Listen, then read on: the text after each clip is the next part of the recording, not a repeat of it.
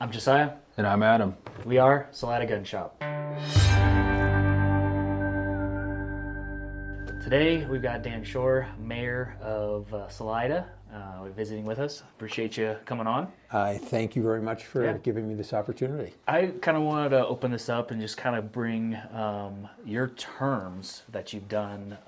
Don't just start with being a mayor. You were on council, and I believe you said 2017, 2018? Yeah, 2017, I came on to council and spent 4 years on council, the last two as the mayor pro tem. And so as mayor pro tem, if the mayor happens to be out of town, the mayor pro tem will run meetings. If any paperwork needs to be signed, they'll do that as well and work with staff. Okay.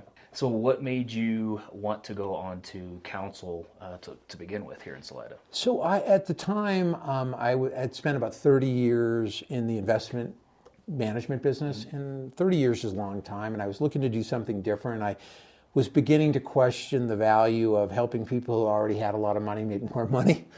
And at the time, things were pretty contentious in Salida. I was hearing stories about confrontations in council meetings. People didn't feel comfortable going, and felt like I loved this community, and it was important for people to step up and try to restore civility in council chambers. So that's what got it going. That's awesome. How long had you been in Salida then previously then? So I got here in 2010, so I'd been here a little over 7 years by the time this came up. So you'd been hearing kind of those types of things for a long time. It was for the last year and a half to 2 years. Okay. And then I was approached and asked if I'd be willing to run, and I gave it some thought and met some great people and said, I'll throw my hat in the ring. What do you think, was that something that was easily turned around once you were on council to kind of see where, the contention, where the headbutting was happening to be able to correct that, or is that kind of a longer process? No, it happened relatively quickly. I mean, we identified some of the issues, and some of the players who had played a part in that were no longer either part of the council or no longer working for the city. Okay. Yeah. So it was a mix of employment versus election type of thing? Yeah, I would say it was more election. Okay. More election. Yeah. Do you think that was the ability of people to realize that they had a choice? It was really interesting because in that election, normally incumbents have an inherent advantage in elections, but in that year, every election was won by at least a 65 to 35 margin. Oh, wow. In my particular case, I got 74% of the vote. And that wasn't so much about me as I think people were just ready for a change, and they were ready for something more civil. Yeah. And you mentioned off camera too, we were kind of talking about the amount of change that was happening year over year over year. When you have multiple people in and out of positions, it's hard, and I can't remember the term that you used, but institutional memory? Yeah, institutional memory, to be able to create a vision and really drive that home. Since you've been in council, since you've been mayor, do you feel as though that institutional memory is kind of ingrained and it's something that could be carried on with this new election? Yeah, I'm really proud of the people that we have working for the city. We've got an amazing city administrator where it all starts. Awesome. And some really strong, capable department heads that work underneath her. And it's interesting, she's been in this capacity for the past 2 years. And I go to the staff meetings, which are on Wednesday mornings, and I go to most of them. And just to see the interplay between folks, see the dynamics, the rapport, the collegiality, it's really gratifying. That's awesome. Yeah, it's really a beautiful thing. That's really good. So, were you approached to run for mayor, or is that like just your roadmap to actually jump into that? So when I came on, P.T. Wood was the mayor, and he was in his second term. And about a year before his term was up, I approached him and I said, "Hey, I'm just curious, are you thinking about running again?" And he was like, "I really would prefer not to. I've got a lot to do with my business and other things, but I will if I don't feel like there's somebody that would continue to steward the city. And I said, well, if you don't, I would throw my hat in the ring, but only if you decide not to. And that's how it came about. How was your relationship with PT then? Really strong. Yeah. He was a really good leader. He was very pragmatic, very thoughtful. He did his homework. Yeah. And his background, spending a decade on the Planning Commission prior to that, really helped him to come in and hit the ground running.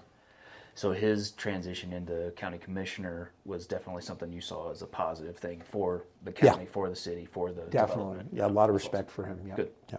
Awesome.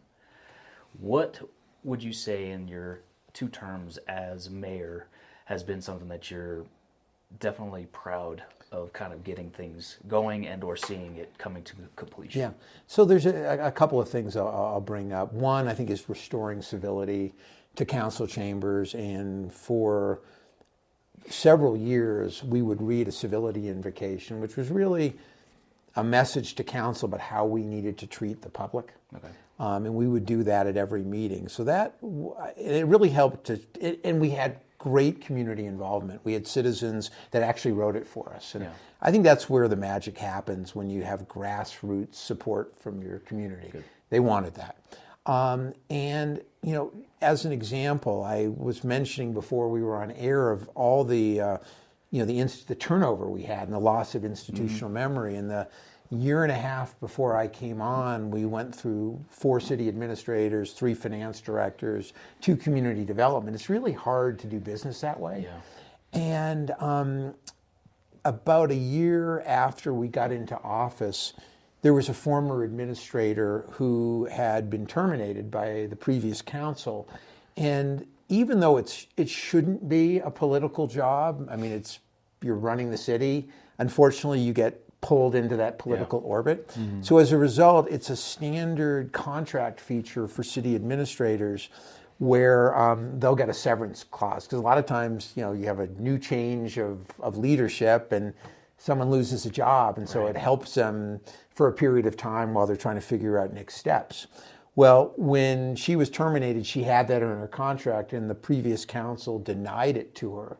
Mm. And rather than getting into a legal battle, she played the long game. She had a statute of limitations on it.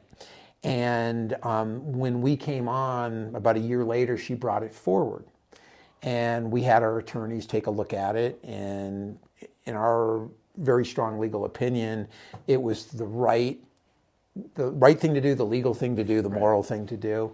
And so we made it right and paid her. And the thing that was probably the most touching moment I've had in all the time on council is hearing about staff members who literally were in tears because a council had stood up for them and done the right thing. Oh, wow. Yeah. And that to me is that's what I'm going to miss most, is going to be working with staff. These are people that take a lot of heat from the community. They're members of the community. They're invested in the community. They really care about it. Mm. And I'm going to miss working with them. Yep. You've got 2 members per ward, correct? Yes, there are 2 council members per ward. Yep. Yeah, and 3 wards. So it's 6 council members and the mayor. Okay. Yeah. Nice. So it's a small group, but a group that always works together, hopefully to get the same result for their constituents in the Salida. Yeah, and it's interesting. And it's important, like, when you're representing a community, you want different points of view. Right. If everybody's voting the same way, we're not representing the community the way the community needs to be rep. So having disagreement and thoughtful discussion is a really important part of things. With that said, when a decision is made, a vote is made, it's a best practice. Regardless if the decision went your way or not, you put it behind you and you move on to the next issue. You don't let it linger and you don't bring it up because it really gets in the way of good government. And being the mayor, you have the ability to basically break ties or to help make those decisions. And I think you mentioned there was one. Yeah, I think it was one tie. It might have been 2, but I think it was just one tie I've broken. So yeah, as mayor, you very rarely get to vote. And I would say if the mayor was having to vote a lot, it would be indicative of a very divided council. There was a mayor maybe back I think from 13 to 15 that had to break a tremendous number of ties because there was so much butting of heads at the council level. And I'm really grateful that I was not in that position. Some of the things that we've got moving forward is housing and development, right? So we've got the South Arc neighborhood project. We should be breaking ground, I believe you said, the next year? Yeah, next year they're planning on beginning with the horizontal infrastructure. So it'll be water, wastewater, electric, the cutting of roads. And one of the things that's been really gratifying about that process, and I know it's taken a long time, and that hasn't been gratifying, but the partnerships we formed within the community, with the county, with Colorado Mountain College, they're each contributing $1 million to that project. In addition, we were able to go to the state and to the Department of Local Affairs and secure over $4 million of grant funding. So, and part of the reason they gave it to us, they saw what the county and Colorado Mountain College were doing, and it spoke to the fact that we work well together. And I think that project has, is it 400? Yeah, it's in the master development, it's 400 units, at least 200 will be designated for the workforce. Okay. Yeah. What's the policy, or how do you make sure that the workforce, how do you go through that vetting process for the workforce? So, is there something in place, or? So when all this started, we didn't have a whole lot in place, but we now have the Housing Authority, and they'll be involved in that process. And keeping in mind, this is still a multi-year process. You have to get the infrastructure into the ground. It will be done in phases. So it's not going to be like all 400 units popping up at once. Right. And that would be detrimental to here, just because of the amount of water needed, the amount of services needed for fire, ambulance, and that type of thing. So having it phased out is definitely the only way to make it successful. It helps. And the other thing, though, is tying back to the original reason that the land was purchased, or part of the reason, was for the water rights. There were some very senior water rights that were very, very, very valuable. So you flash forward to today. And in terms of the water needs there, we're in a much better position because of those rights. For sure. Yeah. That seems to be a big thing right now, these water rights, right, for towns, little mountain towns especially, and that are growing. And we've got a couple of very senior water rights with the Harrington and then the Tenacity Ditch. And it's all based on, and these go back into the 19th century. With the, I think is it deed restricted with the units type thing? Yeah. Is there a priority for those units versus the how the developer could basically make their money back with normal units? Yeah. So a lot of that has to be determined. I mean, we're hiring what's called, I believe it's called an owner's rep that will be working with developers and the like for the sale of the land, and that's someone that'll be hired in the next several months, and then. Having the infrastructure in the ground is going to be really important for them in terms of helping them to reduce their costs. For sure. Yeah. So they don't have that upfront money, and they have the ability to just kind of go in and do what basically gets determined by the owner. Right. Awesome. And with the deed restrictions, I mean, going back to the question you asked a moment or two ago, that will be vetted. People have to have certain. It'll be based on area median income. Okay. And so there'll be a vetting process and a process around they'll need to work in the county and things of that nature. I know that's definitely a point that keeps getting brought up in the conversations. We have a lot of people that are working here remotely.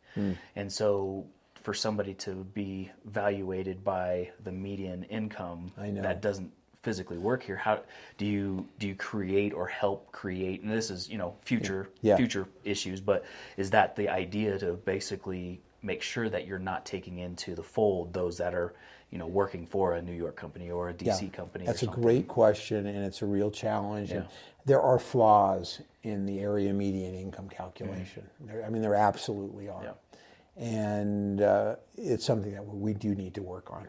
At least it's a metric that people are aware of, just because of the boom that we've seen, since 2019 to 2020 to now too. So. Well, the other part of it is that with area median income, historically, like with these low-income tax credit projects, which are really the only way you can offer, you know, area median incomes between 30 and 60% is getting these tax credits.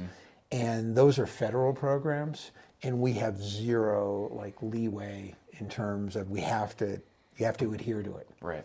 And that was one of the reasons the people that were behind Jane's Place took a different approach and didn't go there. They didn't want those types of restrictions and they wanted to be able to do something more specific to what the community needed. Nice.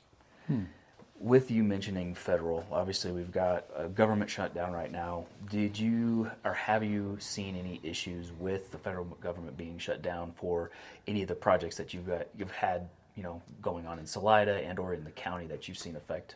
We haven't I'll come back to the county in a second, but we haven't seen it yet in the city.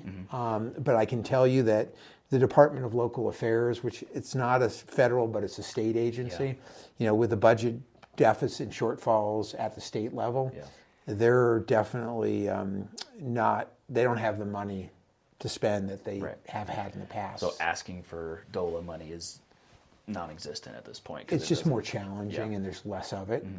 You know, the county is more impacted because the city doesn't offer social services.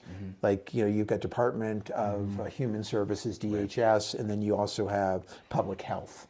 They're more likely to be impacted because a lot of those federal monies.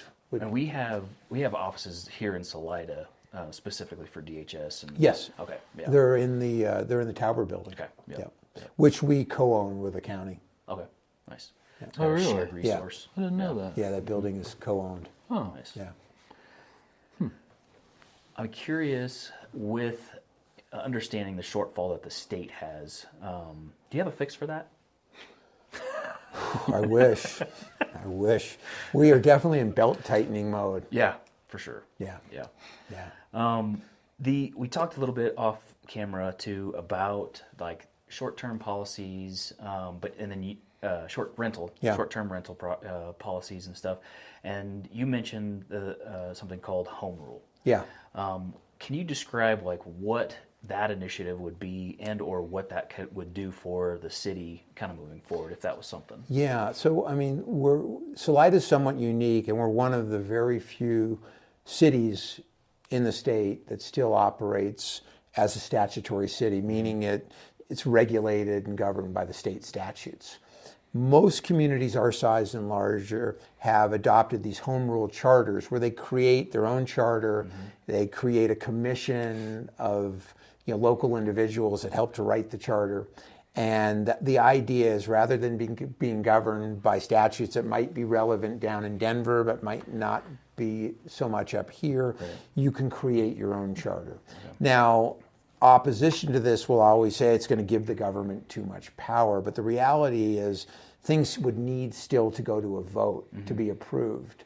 But in the case of short-term rentals, it's really limited our ability to offer fixes that a home rule community could. Like as an example, right now we're charging a nightly bedroom tax.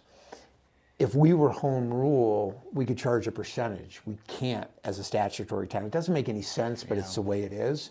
So like as an example, let's say you could charge a percentage, say it was 5%, and you had a really nice 4 or 5 bedroom place that someone was charging $400 a night for. Well, 5% of that would be $20.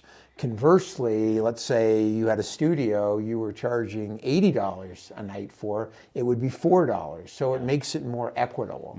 And I completely hear what the short-term rental people are saying, and I empathize. Our hands are tied with some of this because of that. The other thing I would mention is that home rule would need to come from the community, not from the council. It would need to be a grassroots effort from the community. It was tried a little over a decade ago, and it failed miserably. Okay. Why do you think it failed miserably, though? this is just my opinion, and I wasn't involved in government at the time. Yeah. But at the time, coming out of the Great Recession in '08 and '09, you saw the rise of a lot of the Tea Party movements around the country, and sort of anti-government. And there was a very strong faction in this community that were very effective at mobilizing and messaging, and they were very effective. Okay. Yeah. Yeah. What do you think their concerns were, though, with that, the home rule? Was it? I think they felt like it would give the council, the mayor, and the administration too much power. That was my understanding and perception is that was at the root of it. They felt like, we don't want these people to have any more power. Yeah. And I think it's really important to have checks and balances. I think it's also really important to look at the facts and not get swept up in the emotion and in the rhetoric. Yeah. So Outside of, let's say, short-term rental like stuff, what would be something that somebody would be really concerned about with that type of government, I guess? So what the big concern, I think, would be that we would just do, by we, I mean, I've only got 12 more days, and then I'll be one of all of you, is that they would do something to create more, it would be like a power grab. Okay. Yeah. Got it. Yeah. Okay. And there's a lot of checks and balances, but the other thing I think about home rule is if it was to be brought, from what I've heard, it would probably need to be brought during a national election year. That because that's when more of the electorate comes out to vote. Right. And based on a lot of the surveys we've done, there's a fairly significant percentage of people here that are a hard no on the subject, which is fine. That's their choice. Yeah. And they're the ones that would come out to vote regardless if it was national. So if you wanted to do it, you'd probably need to do it then. What would be some great examples of towns in Colorado that are using this right now? Boy, it's just about every one of our size. Yeah, there's only one or two of our size. Now, when you get to the really small communities, the statutory towns, a lot of those are still set up that way. Okay. Yeah. Okay. Just because they don't have a bigger government and they just don't want to spend the time and effort. Yeah, it is a lot of time and effort. I mean, it's a process. Is there any way to do home rule so is Buena Vista? No, Buena Vista is not, but that's a statutory town. Okay. But as an example, I'm trying to think Durango obviously would be a home rule. So our entire county. I think Pagosa might be home rule as well, even though they're smaller than us. But I believe they are. Don't hold me to that. Okay. But they're, the vast majority of these communities are. Like Canyon City would be home rule. Okay. Something like Westcliff, a smaller community, would much more. I don't know for certain, but much more likely to be statutory. Okay, that makes sense. Yeah. The changes that could be made with home rule. I don't want to spend too much time on this. Could they benefit the idea or the growth that Salida wanted to see, and or keeping the culture, the arts, the benefit of being a small town, or is it just simpler to stay statutory? I think what it would enable us to do would to create things that more accurately reflected the desires and will of the people. Okay. I mean, right now we're limited. We follow the state statutes. Okay, awesome. Do you feel like those two ideas kind of collide pretty harshly? Is the keeping Salida and growth, do you think those ideas kind of...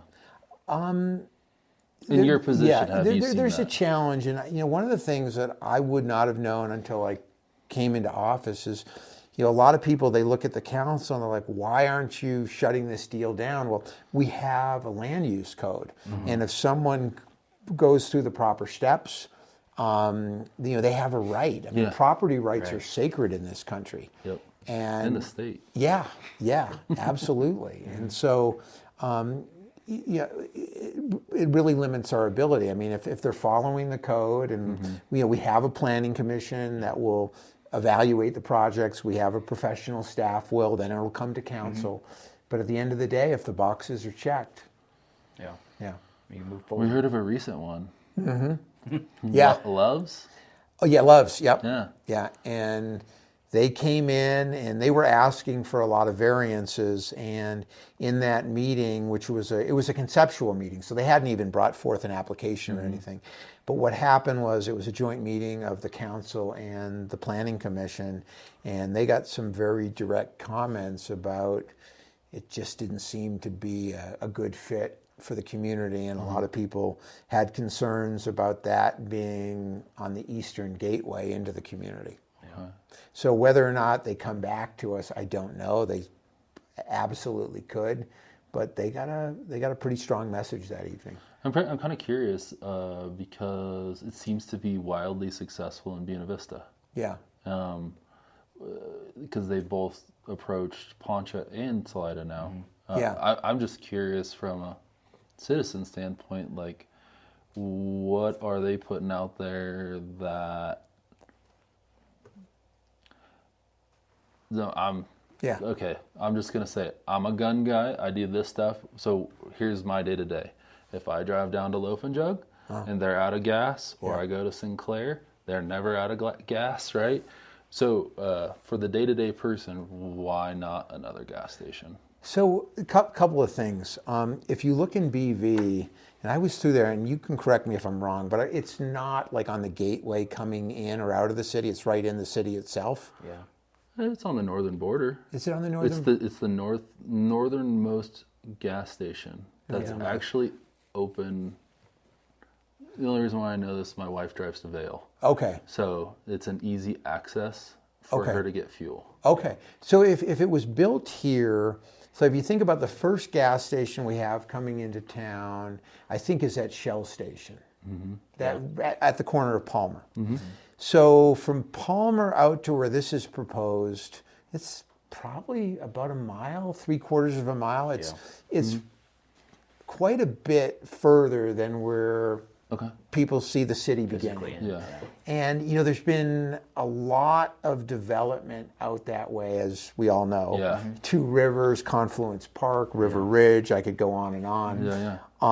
And at the time, there was an agreement, and I don't have all the details, so I'm going to kind of surface level. Yeah.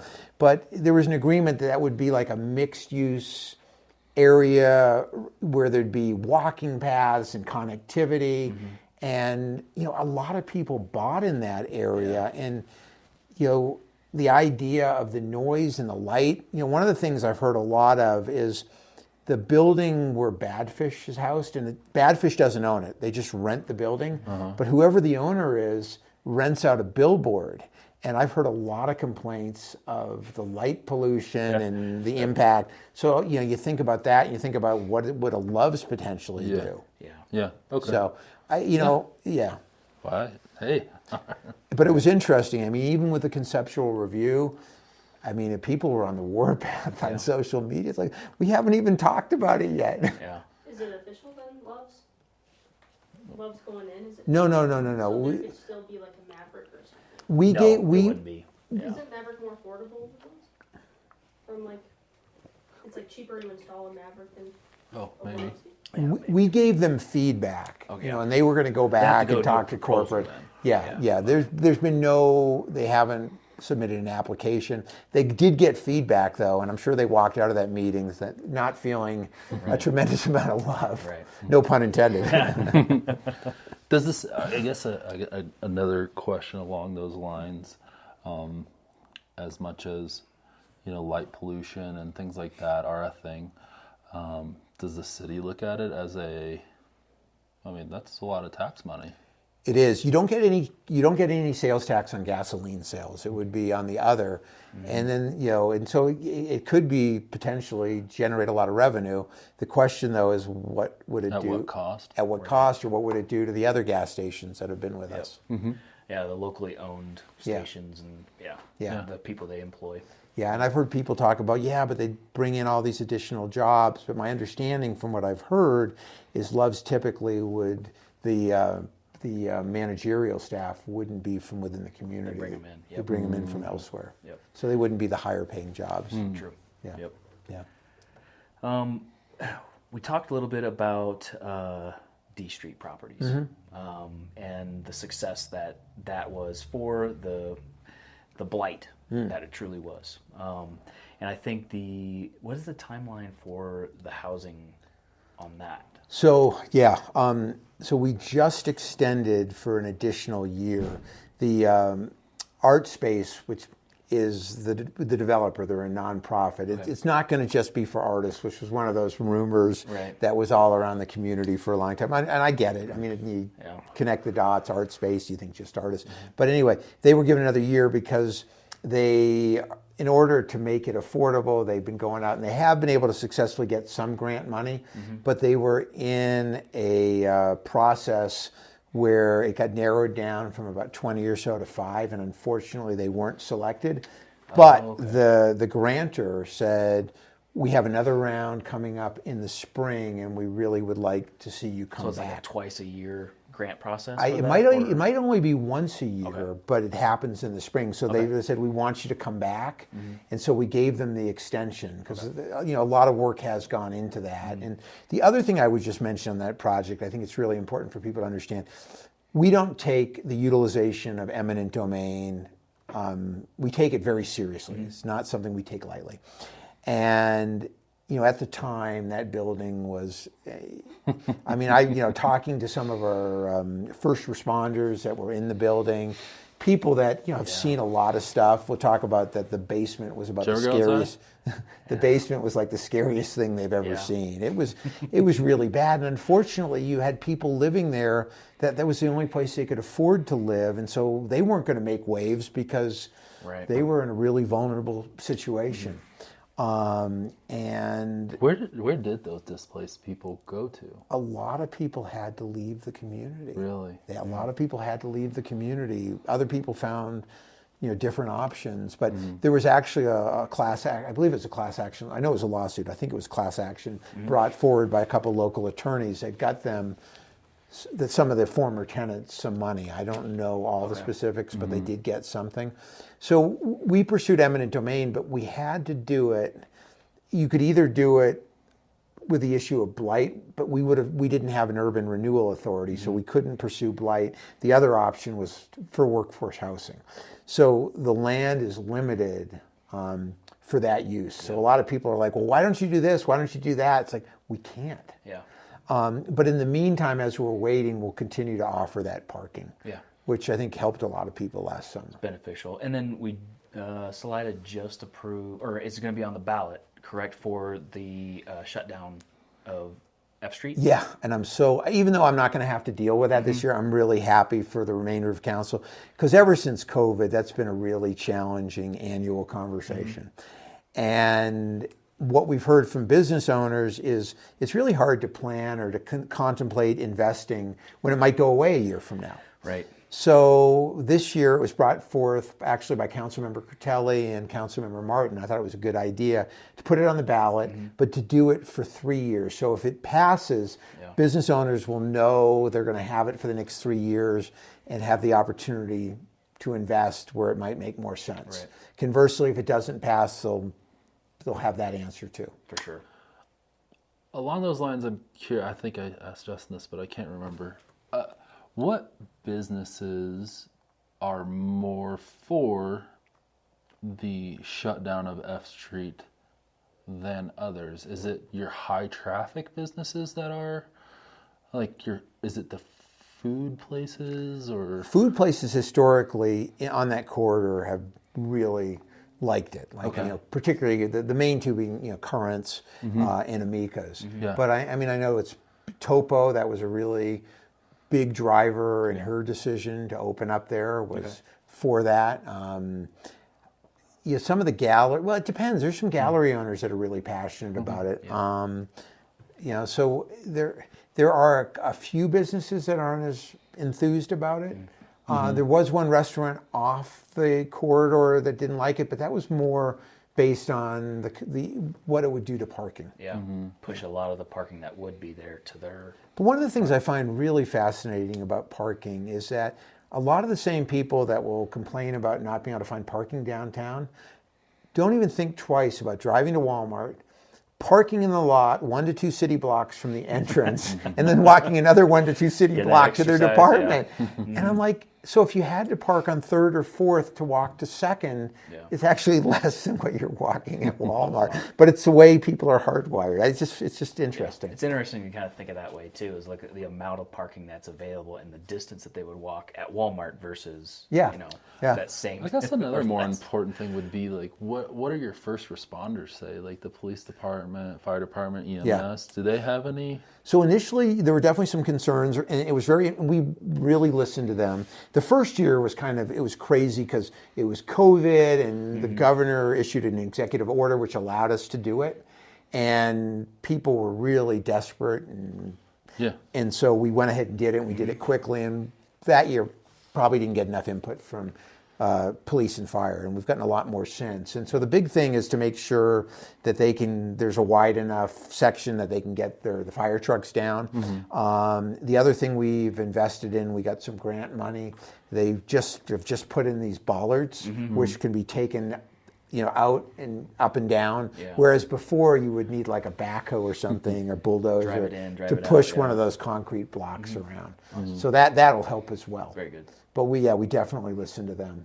Cool. Yeah. Nice. There's been a lot of downtown improvements overall. I think the last couple of What's Up Salida meetings, the improvements, they've been on time. Like the construction's gone in, the groups, the crews have done a really good job of keeping things clean. And what do you think has been a vision for that to be brought up? Because then the idea that city has taken over from First Street out to the bridge. Well, that only just happened right. with the devolution. Devolution, yeah. Yeah, with devolution.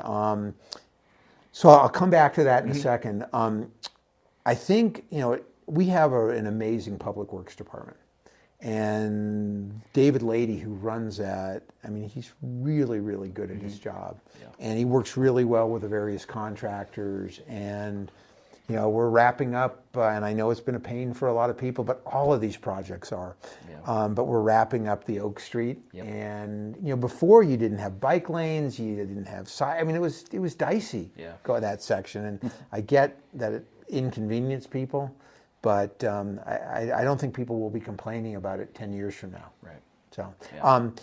On the devolution, a lot. So for years we've been hearing a lot from the community about 291, which is First Street, is a state highway. So it's CDOT, not the city. And you got these really heavy truck traffic going through there, and it is narrow.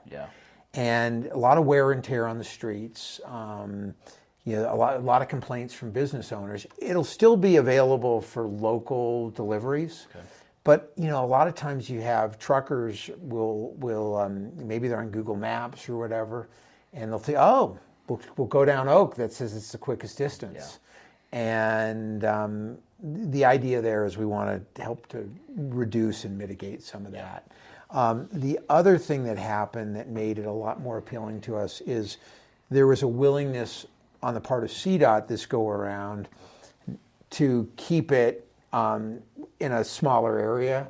So it doesn't go out to those bridges as you're going on 291 past the hospital.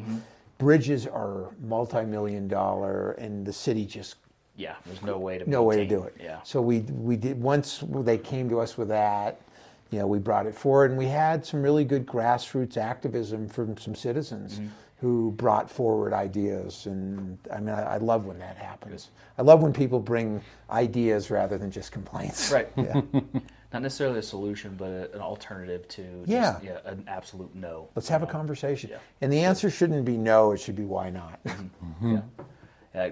I learned that from Cholacha in the fall. In the fall, nice. The devolution, so we've got that taken care of. How is that going to affect like our local businesses that run, the larger equipment? Obviously, are they going to be diverted overall, or will they still have that access? I know you said local deliveries, but is going from just that little jaunt on 291 having to go all the way around? It's still to be worked out. So we got the paperwork, but now the council has to make it. The next council actually will make that decision. My suspicion is, there'll be some of that. There will be some different roads. Mm-hmm. And I know the last conversation that I was a part of at What's Up Salida was, trying to put together something that reduced the amount of large trucks that were in the downtown area, rumbling the old buildings and stuff like that. And the numbers that were being thrown out there is like, well, if it takes an extra 6 minutes, but you have that truck running, 20 times a day, that 6 minutes can end up costing the business absorbently more if they were just allowed to drive through there. So I know that's going to be on the council's mind, I hope. Yeah, it will be, and it's a challenge. It's like it's one of the when you sit up there on that dais. It's like when you make decisions, you're never personally targeting anyone. Mm-hmm. You're trying to look at what's the greater good and what's in the best interest of the community. And unfortunately, not everybody sees it the same way. Yeah. So it needs to be figured out. And a lot of it might be that, somebody might not think, oh, this is never going to affect me, then, I'll vote that way. And then they need a load of rock that's now going to cost, 4% more because the fuel cost and the traveling, and now it affects them.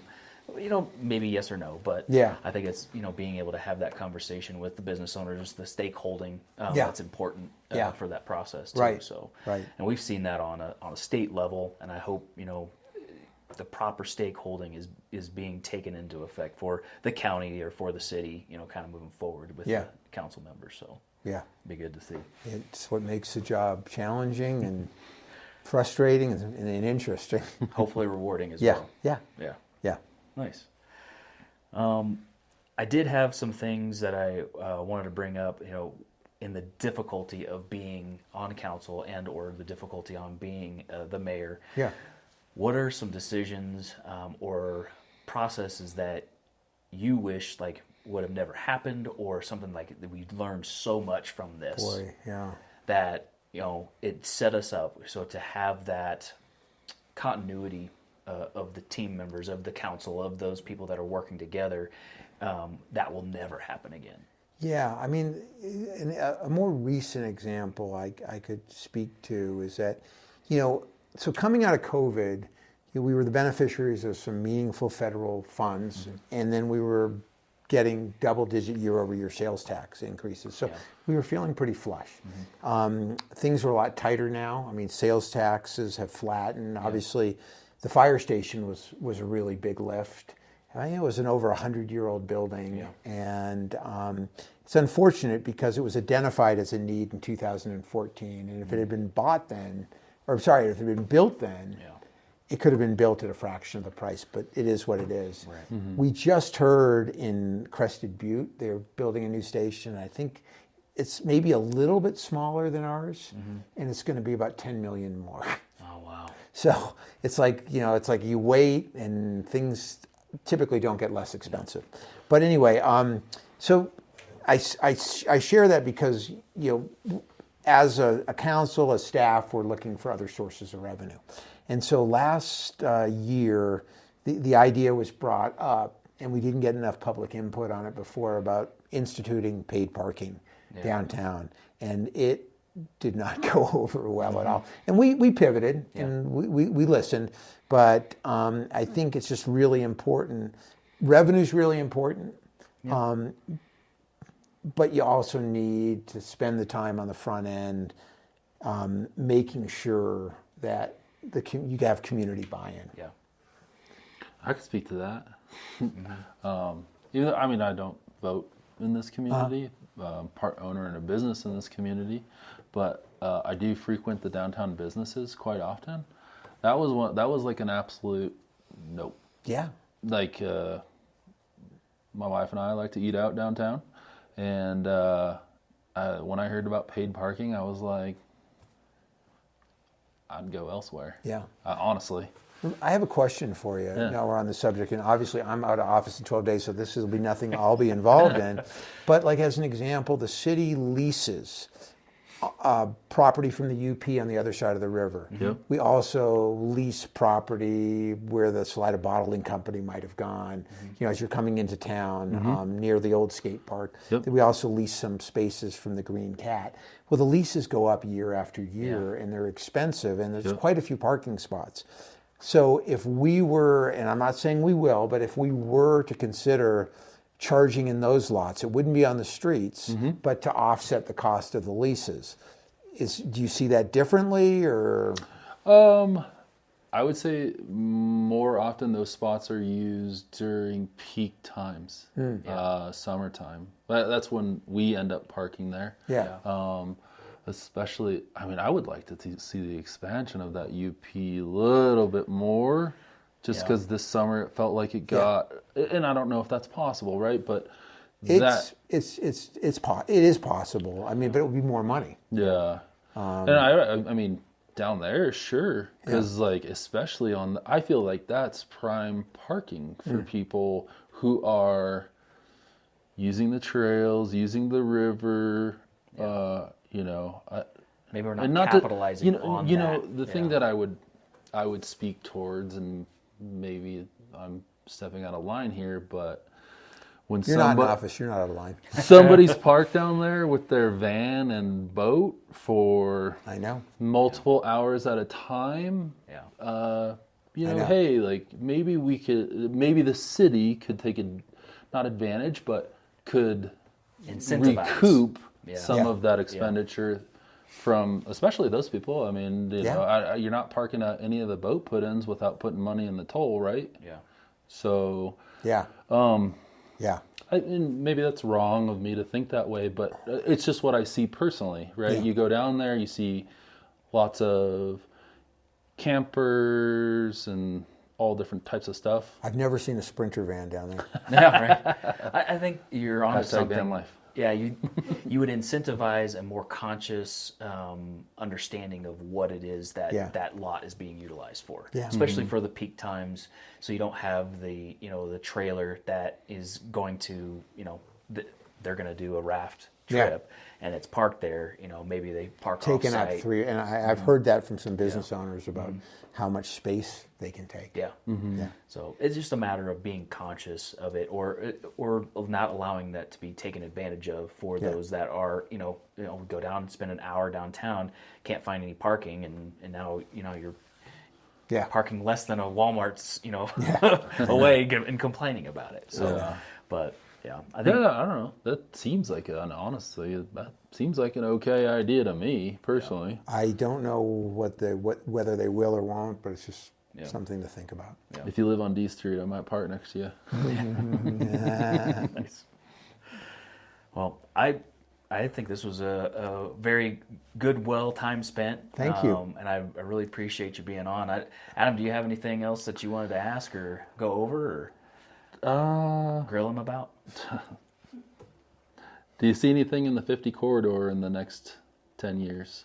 So by the 50 corridor, you're talking about? Just like on 50 highway, for Salida. I know with the new land use code, which is scheduled for adoption in December, there's some redesignation of districts and might make it a little easier to build out there. There's talk about, we're finishing up this project with CDOT, and there's still, talk about building a roundabout there on the eastern side of town, which, it's so funny how with roundabouts are some people think they're the representative of the end of times, and, Very strong opinions. Very strong opinions on it's a circle. That's all it is. It's a circle. Yeah. Why is that? Why is that they want a roundabout there? Is it safety? I think I think there's some safety, and it'll help slow traffic as we're coming into town. Makes sense. I mean, you do come from a pretty speedy. You have the NASCAR raceway and Cotopaxi, and then come into Salida, opens up again, and then slows them down. Yeah. Awesome. Thanks you for your time. I really appreciate it. Great questions. Awesome. Yeah, thank you. Appreciate you guys watching. Anytime you have questions, concerns, put those in the comments below. Thank you for watching.